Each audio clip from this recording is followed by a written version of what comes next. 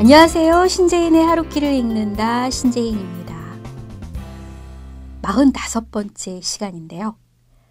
렉싱턴의 유령이라고 하는 단편집에서 렉싱턴의 유령에 이어서 다음 작품을 읽어드리려고 합니다. 이번에 읽어드리는 작품은 녹색 짐승이라고 하는 작품인데요. 슬프기도 하고 아련하기도 하고 가슴이 아픈 그런 작품이라고 생각이 되는데 한번 들어보시죠. 오늘 읽어드리는 부분에 대해서는 나의 친구 모밀잣밤 나무와의 이야기라고 하는 제목을 제 마음대로 붙여보았습니다. 네, 여러분께서는 나무와 이야기를 해본 적이 있으신가요? 혹은 동물과 이야기를 해본 적이 있으신가요? 남편이 여느 때처럼 직장에 나가버리고 나면 뒤에 남겨진 나에게는 더 할 일이 없었다. 나는 혼자 창가의 의자에 앉아 커튼 사이로 물끄러미 정원을 바라보고 있었다. 딱히 그래야 할 이유가 있었던 것은 아니다. 달리 아무것도 할 일이 없었기 때문에 그저 아무 생각 없이 정원을 보고 있었던 것이다. 그러다 보면 무엇을 해야 좋을지 문득 생각날지도 모른다는 생각에 그렇게 했을 뿐이다. 정원에 있는 이런저런 것들 중에서도 나는 특히 한 그루 모밀잣밤 나무를 바라보고 있었다.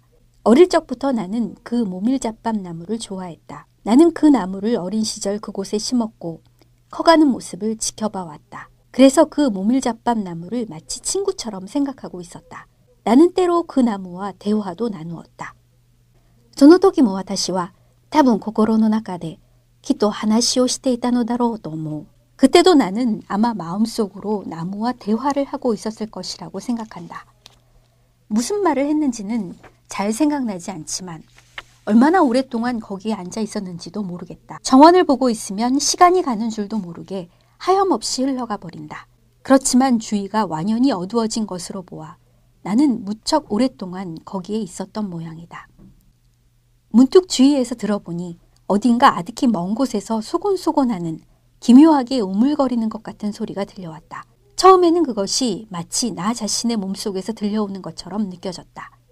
어떤 환청처럼, 몸이 자아내는 암흑의 징조처럼 나는 숨을 멈추고 그 울림에 가만히 귀를 기울였다. 그 소리는 조금씩, 그러나 확실하게 내가 있는 쪽으로 다가오고 있었다. 도대체 무슨 소리인지 나로서는 짐작조차 할 수 없었다. 그러나 그 소리는 소름이 돋을 정도로 무서운 울림으로 들려왔다. 이윽고 모밀잣밤 나무의 밑동 근처의 땅이 마치 묵직한 물이 지표로 솟구칠 듯한 모양으로 스멀스멀 부풀어 올랐다. 와타시와 이끼 오논다. 나는 마른 침을 삼켰다. 땅이 갈라지고 부풀어 오른 흙이 흘러내리며 그 속에서 끝이 뾰족한 손톱 같은 것이 모습을 드러냈다. 나는 주먹을 꽉 쥐고 그게 무엇인가 하고 뚫어지게 응시했다. 무슨 일인가가 벌어지려고 하는 게 분명했다. 그 손톱은 엄청난 기세로 흙을 파헤쳐갔고 구멍은 점점 더 커져갔다. 그리고 그 구멍 속에서 녹색 짐승이 엉금엉금 기어나왔다. 짐승은 몸 전체가 번쩍번쩍 빛을 내는 녹색 비늘로 덮여 있었다. 짐승은 흙 속에서 나오자 부르르 몸을 떨어 비늘에 묻은 흙을 털어냈다. 코가 기묘하게 길고 끝으로 갈수록 녹색이 짙어졌다. 그리고 코의 끝부분은 채찍처럼 가늘고 뾰족했다. 그러나 짐승의 눈만은 인간의 눈처럼 생겨서 그것이 나를 소름 끼치게 했다. 그 눈에는 확실히 감정이라고 할 만한 것이 서려 있었다. 내 눈이나 당신의 눈처럼.獣はゆっくり玄関に近づいてきて細い鼻の先でドアをノックした. 콩콩콩. 짐승은 그 상태로 천천히 현관으로 다가와서 날카로운 코끝으로 문을 두드렸다. 똑똑똑똑. 문을 두드리는 건조한 소리가 집안에 울려 퍼졌다. 나는 짐승이 눈치채지 못하도록 발소리를 죽이고 안쪽 방으로 이동했다. 비명을 지를 수조차 없었다. 근처에는 다른 집이 한 채도 없는 데다 직장에 나간 남편은 한밤중까지 돌아오지 않는다. 뒷문으로 도망칠 수도 없었다. 우리 집에는 문이 하나밖에 없는데 그 문을 저 기분 나쁜 짐승이 두드리고 있는 것이다. 나는 가만히 숨을 죽이고 아무도 없는 척했다. 짐승이 단념하고 어딘가로 가버릴 것을 기대하며. 하지만 짐승은 단념하지 않았다. 짐승은 코끝을 더욱 가늘게 하고 그것을 열쇠 구멍에 넣어 안을 바스락바스락 뒤적거리다 결국 간단히 문을 열고 말았다. 딸깍하는 소리와 함께 자물쇠가 풀렸고 문이 살짝 열렸다. 그 틈새로 코가 서서히 비집고 들어왔다. 코는 한참 동안 마치 뱀이 대가리를 쑤셔 넣어 주위를 살피듯 문틈 사이로 집안을 살폈다. 이럴 줄 알았으면 칼을 가지고 문 옆으로 가서 그 코끝을 싹둑 잘라버릴 걸 하고 나는 생각했다. 부엌에는 잘 드는 칼이 여러 자루 있었다. 그러나 짐승은 내 생각을 알아차린 것처럼 희죽희죽 웃음을 띄었다. 아나타 손나 코도 시테 모 다메 데스요.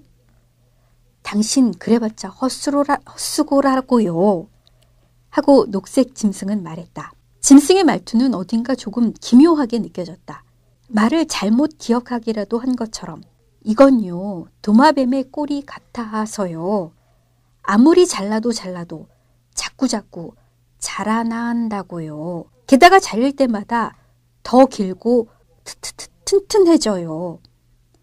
해봤자 그만큼 헛수고랍니다.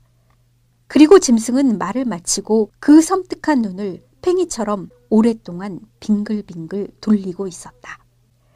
네, 오늘은 여기까지만 읽어드리려고 하는데요. 뭘까요? 이 이야기는. 밤의 거미 원숭이, 여러분 기억하고 계시죠? 밤의 거미 원숭이의 바다 거북을 연상하게 하는 이 짐승의 정체는 무엇일까요? 그리고 무슨 말을 이 주인공에게 하고 싶은 걸까요? 아직은 뭔가 좀 기분이 나쁘고, 그쵸? 무섭기도 한 그런 짐승으로만 느껴지는데 이 짐승의 비밀에 관해서 다음 이야기에 들려드리겠습니다.